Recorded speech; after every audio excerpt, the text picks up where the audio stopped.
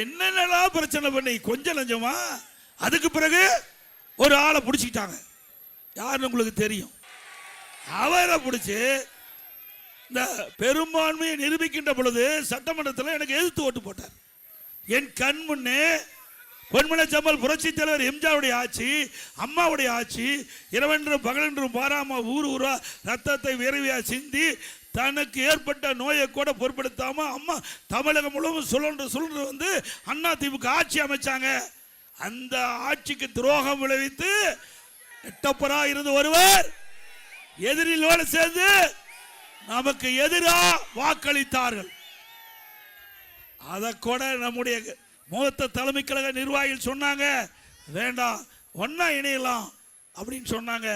அவர்களுடைய கருத்தை கேட்டு ஒன்னா இணைத்து இயக்கத்திற்கு தலைமை பொறுப்பு கொடுத்தோம்.